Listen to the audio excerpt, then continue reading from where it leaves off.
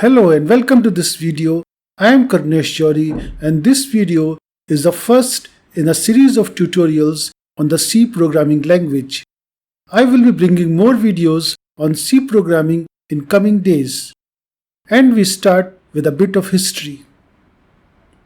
The C programming language was created by Dennis Ritchie in 1972. That was a time when the Unix operating system was coming up. The operating system kernel was written in assembly language. In 1973, the kernel was rewritten in C language. This was a pioneering work, something unimaginable at that time. In Ritchie's words, quote, "Perhaps the most important watershed occurred during 1973 when the operating system kernel was rewritten in C." Unquote. The progress of C and Unix were interlinked in the initial years. One primary reason of success of Unix was that it was written mostly in C, and C became popular because it was the primary programming language in the Unix environment. Soon C became available in other operating environments also.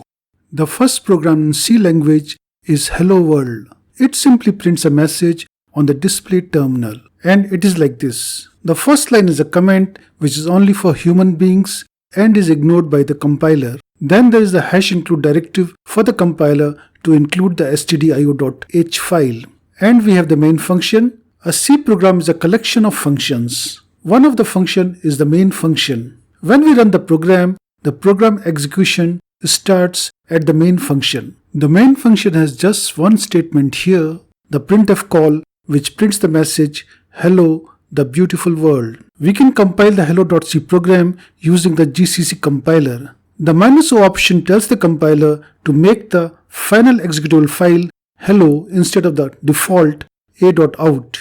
And when we execute hello, it prints the message, "Hello, the beautiful world." Now we look at constants, variables, and expressions used in C programs. Constants are the values that do not change. We name constants generally in uppercase and use a #define directive to define a constant. For example, we say #define pi 3.14159. Now we can use this value of pi throughout this file by just using the name pi. As you can see, we have done this in statement circumference is equal to 2 pi into radius. If we want to use a more accurate value of pi, we just need to change in one place and the value of the constant is changed in all places where the name pi has been used. Variables represent some entity in real life and the value stored is the magnitude of that entity. Variables are memory locations that store values which may change during the lifetime of a program. In our example program, radius, circumference, and area are variables. Variables have an underlying type, and in this example, radius is a single precision floating point variable, whereas circumference and area are double precision floating point variables. In the printf function, the first parameter is the format for printing and the rest are arguments to be printed. The output of printf is as per the format string, and if we look at the format string, characters are printed as specified until a percentage sign is encountered, which indicates a specification for printing the next argument. For instance, %.2f is the format for circumference, f is for floating point, and .2 indicates 2 digits after the decimal. Expressions are a combination of constants, variables, operators as per the syntax of C language. All expressions represent a value. Even the assignment circumference is equal to 2 into pi into radius is an expression, and its value is the value of circumference. We can compile and run the circle program and it prints the value of circumference and area. An array is a collection of items. The items are called elements of the array. Array elements can be accessed via an index. The elements are stored in successive locations in the memory. Arrays have a fixed size. The size is coded in the program and cannot be changed at runtime. Array index starts at 0 and goes up to array size -1. For example, int num10 is an array of 10 integers. The first element is num0, second is num1, third is num2, etc. And the final element is num9. A loop is a piece of code that is executed repeatedly while some condition holds true. C language provides the for loop, while loop, and the do while loop. Next, we have an example of array and the for loop. We define a constant array size with a value 10. This will be size of our array radius. The array radius is an array of 10 floating point numbers. And we have the loop which works from 0 to array size -1. It prints the circumference and area of each value in the radius array. Notice the while loop. For int I is equal to 0, I less than array size, I plus plus. It has three parts. The initialization, integer I is initialized to 0. The condition I less than the array size and the increment of I by 1. The loop starts with I initialized to 0. At the beginning of each iteration, the value of I is checked whether it is less than the array size. If it is less than the array size, the iteration goes through. Otherwise, the loop terminates immediately and the control comes to the next statement after the for loop. At the end of each iteration, I is incremented by 1. The statement for I equal to 0, I less than array size, I plus plus is an idiom for processing an array of size array size from the beginning to the end. We compile and run this program and it prints the circumference and area of 10 circles for the radii stored in the radius array. Now we come to input and output. We have seen the printf function which writes on the standard output as per the first parameter, the format. Printf can have more parameters apart from the format, and these are interpreted and printed as per the print specification in the first parameter format. Similarly, there is scanf for input. Scanf scans the standard input for data as per the format. The second parameter onwards are pointers to variables. Scanf copies the data into these variables as per the specification in the first parameter format. Let's look at this example program using printf and scanf.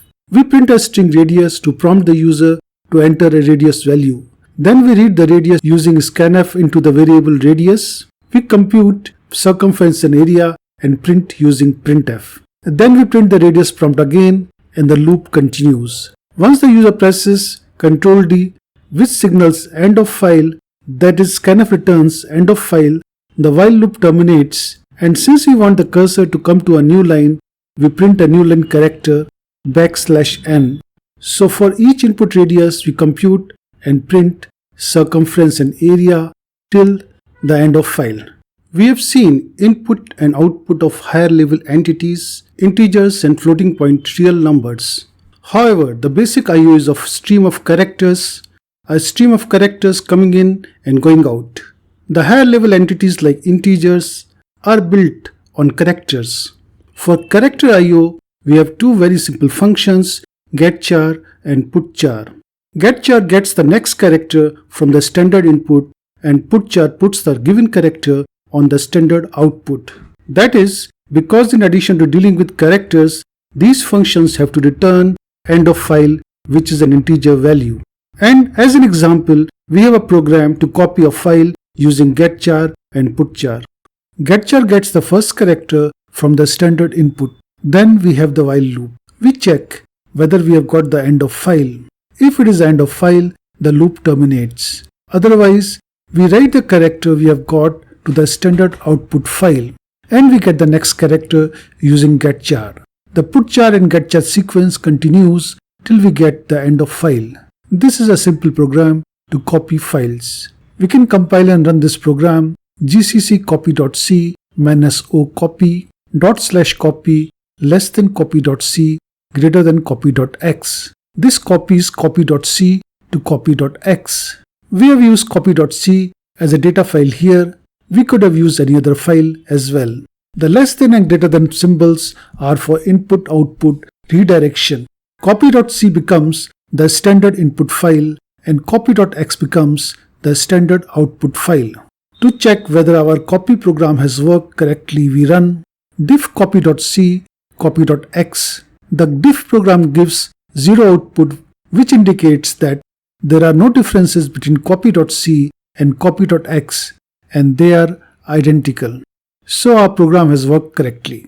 Experienced C programmers would not write the file copy program like this. In C language, a statement is an expression and its value is the value assigned to the variable on the left of equal to symbol. So we can place a statement wherever we would place an expression. We can replace the variable C in the condition of while loop with the statement C equal to getChar.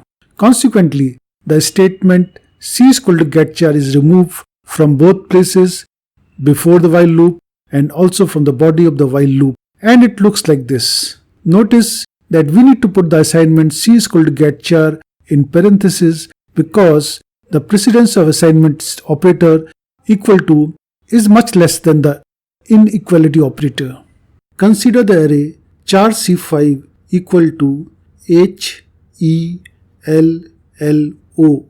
This is a character array with 5 elements H, E, L, L and O. These kind of character arrays are rare in C language. Normally, a character array is terminated with the null character \0, that is, a character with a value of integer 0.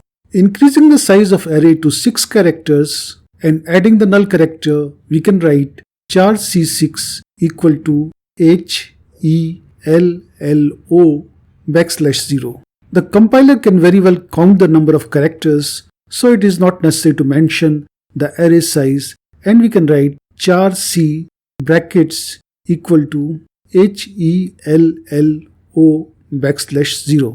This is okay, but it is more common to write char C brackets equal to double quotes hello quotes close. The null character is implied and is not written. This is a string in C language and it is commonly written as char star C equal to hello. And we come to the end of this video. You can find all this information at https://tinyurl.com/cptut01. Thanks very much for watching. Take care and stay safe.